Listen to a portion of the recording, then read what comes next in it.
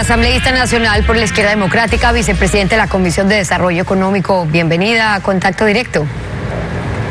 Muchas gracias, Stephanie. Buenos días y un gusto estar en Ecuavisa. Buenos días también. Después de las acusaciones entre el presidente de la República y el ex candidato presidencial Javier Hervas, ¿es de esperarse que de aquí en adelante la postura de Izquierda Democrática en la Asamblea sea ya solo de oposición al gobierno?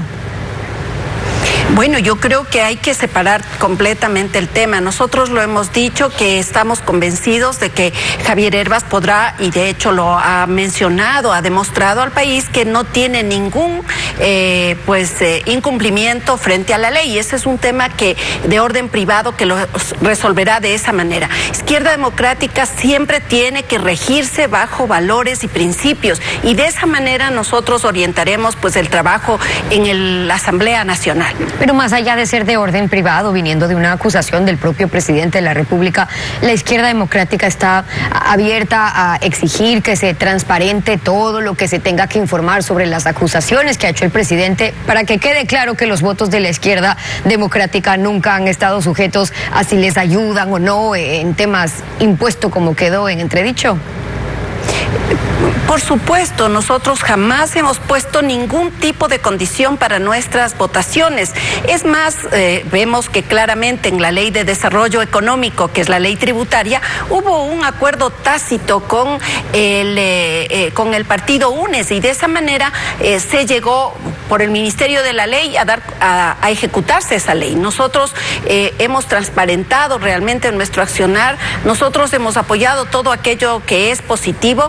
Yo le debo señalar que en este momento lo que requiere el país realmente es un diálogo constructivo, que pase fuera de las agendas personales, fuera inclusive de las agendas de partidos y organizaciones políticas, porque el país está demandando realmente un accionar en unidad, y para eso debemos reconocer la configuración de la propia Asamblea, que básicamente es el reflejo de lo que está pasando en nuestra sociedad, una sociedad fragmentada, con graves problemas, con una descomposición social, y que eso tiene que modificarse para avanzar en una agenda positiva para el país. ¿Ustedes también creen que la salida de Glass responde a pactos entre el gobierno y el correísmo, el precio por la ley tributaria? Ahora, UNES quiere una comisión de la verdad. ¿Ustedes han votado con UNES en contra del gobierno en temas como, por ejemplo, la ley de inversiones, pero votarían con UNES a favor de crear una comisión de la verdad?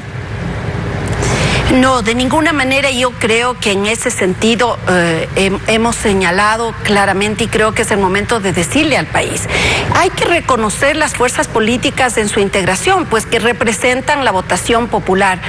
Creo que hay que poner las líneas rojas precisamente para que el Ecuador no se sienta en esta frustración frente a este habeas corpus entregado de manera totalmente ilegal e inconstitucional.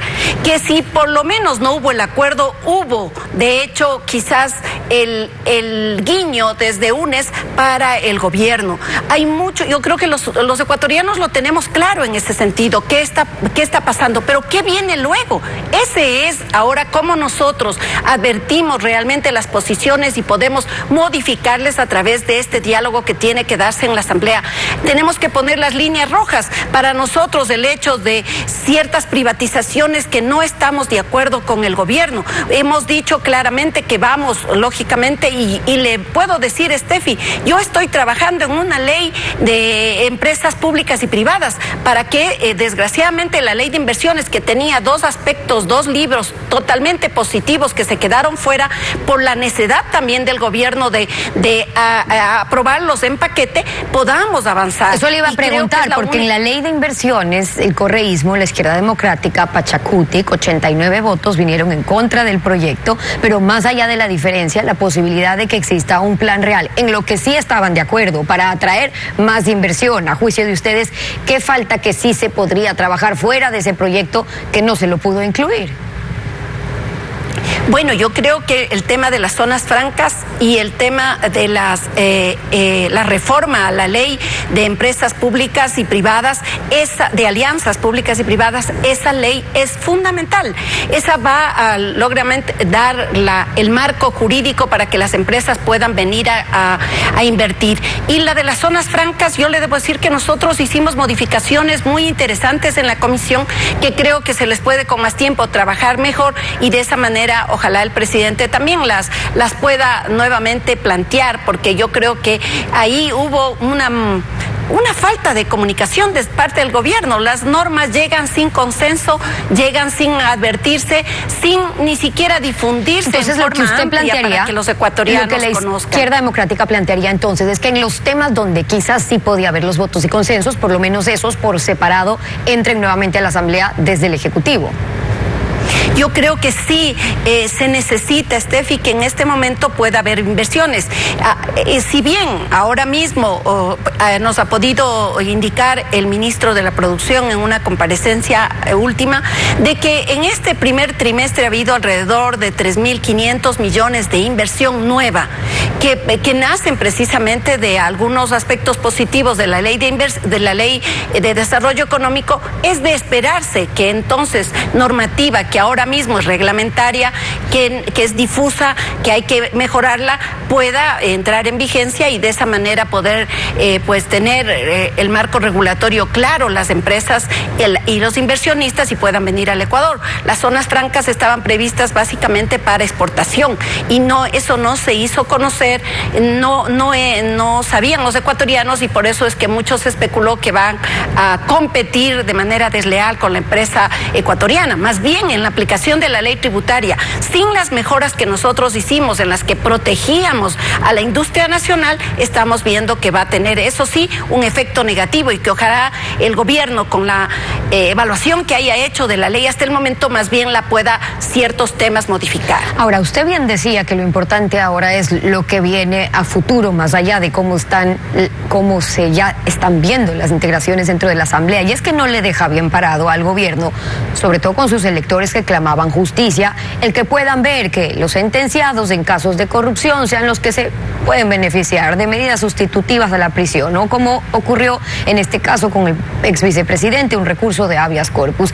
Y si a eso se suma que el gobierno está perdiendo sus apoyos en la Asamblea, ¿a quién le conviene y le termina beneficiando en el tablero político? ¿No es el mismo UNES el que se está reposicionando con todo esto?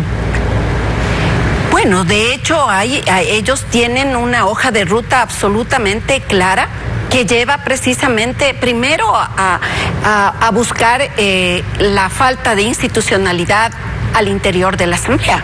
Eso es evidente, porque más allá del cambio de autoridades, ¿qué viene luego? ¿Cuál es la agenda que realmente podemos ponernos de acuerdo todos a la final en bien del país?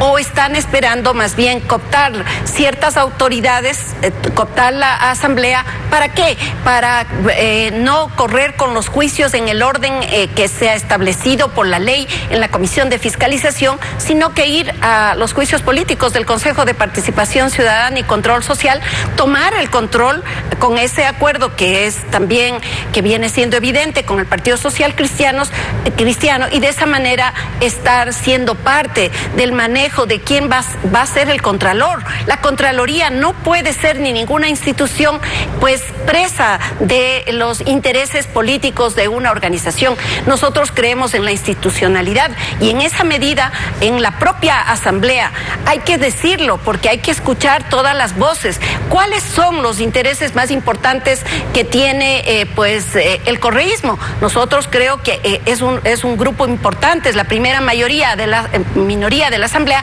tiene que ser escuchada, pero lógicamente poniendo las líneas rojas. Estamos de acuerdo en algunas propuestas que la presenten, pero no estaremos de acuerdo en que vayamos a la toma de las instituciones. Ahora, si ese es un objetivo en el cual ustedes advierten, es decir, el Consejo de Participación para llegar en designación de autoridades a controlar qué pasa con las más importantes, o por lo menos la que más les interesa a todos, que tiene que ver con la Contraloría, en este caso, que es un proceso pendiente, cuando el Ecuador sabe que aquí han tenido que huir o estar tras la reja de los contralores a los que se les ha pagado coimas para que se lleguen a desvanecer ciertas glosas, los que cobraron coimas en contra del Estado ecuatoriano para favorecer sus propios bolsillos. Y si ese es el antecedente por el que han sido sentenciados o están pagando una pena, es evidente que los ojos del Ecuador van a estar puestos sobre quién vaya a asumir la próxima Contraloría. Pero si ese sería el objetivo, entonces, ¿cómo van a proponer ahora esta comisión ad hoc para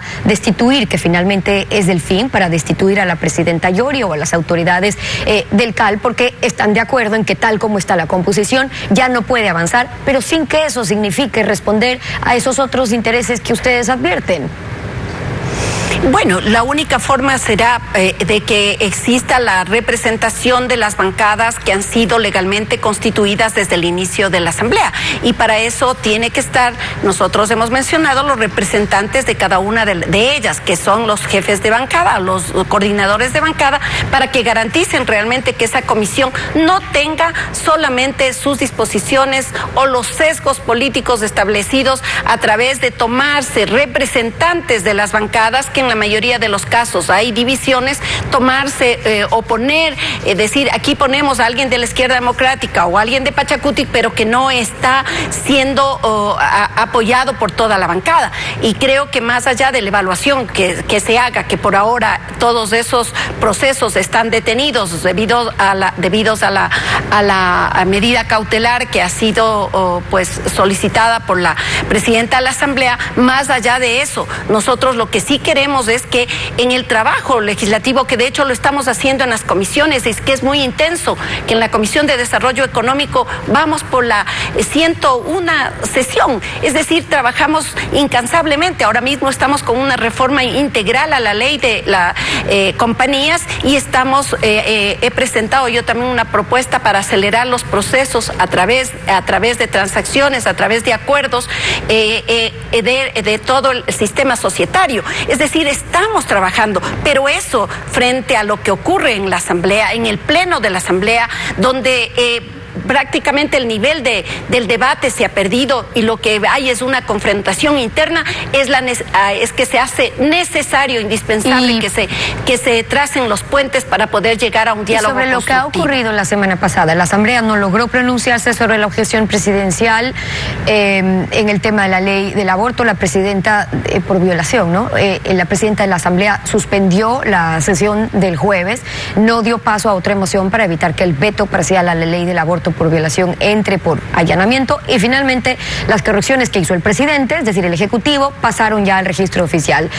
¿Eso qué incluye? ¿Ok? Hay aborto por violación, pero hasta las 12 semanas, que exista una denuncia o la declaración juramentada, y ustedes no estaban de acuerdo con lo que proponía el presidente. Ahora, una vez publicado, ¿van a tomar alguna otra acción? Bueno, yo le debo manifestar, Steffi, que el veto del presidente es inconsecuente totalmente con la realidad social que viven las niñas, las adolescentes y las mujeres violadas. Es no tomar en consideración que cada año hay más de 3,000 niñas que son obligadas a ser madres de 10 a 14 años, que son violadas en su entorno familiar, y ahora se exige que haya una denuncia, cuando saben que esas niñas no pueden denunciar al abuelo, al tío, al sobrino, al hermano que les ha violado. Es no entender que esta problemática social no se puede cerrar creyendo que con dogmas o con principios lo pueden evitar. Es decir, ustedes hubieran propuesto que en el problema de salud pública. ¿Lo hubieran propuesto que en el caso de las niñas se haya esa excepción, o en general que simplemente se pueda decir que ha sido violada una persona sin necesidad de una denuncia, y en ese caso pueda abortar, o que se pueda dar el aborto sin violación, sin que sea el aborto por violación, sin que sea penalizado, quiero decir? Efectivamente hicimos esa distinción, porque no es la misma realidad de las menores de edad, y peor aún las niñas que están en la ruralidad, donde es muy difícil acceder a la salud pública. Las niñas se dan cuenta que están embarazadas cuando están ingresando al 5º mes, es decir, cuando su abdomen empieza a crecer y los familiares en algunos casos se inquietan. Están estas niñas que pasan a ser una cadena de miseria y que pasan a vivir el dolor de cargar una niña cargando otra niña, porque son madres, son niñas, no madres. Eso es lo que el presidente ha puesto, 51 requisitos para que puedan acceder a un aborto pues digno, como debería ser en estos casos. Esa es la posición de la izquierda democrática a propósito de lo que ha ocurrido en la Asamblea la semana pasada. Vilma Andrade, asambleísta nacional por la ID y vicepresidenta de la Comisión de Desarrollo Económico, hoy en Contacto Directo. Gracias por haber estado con nosotros. Muchas gracias a todos. Un lindo día. Buenos días también. Cuando regrese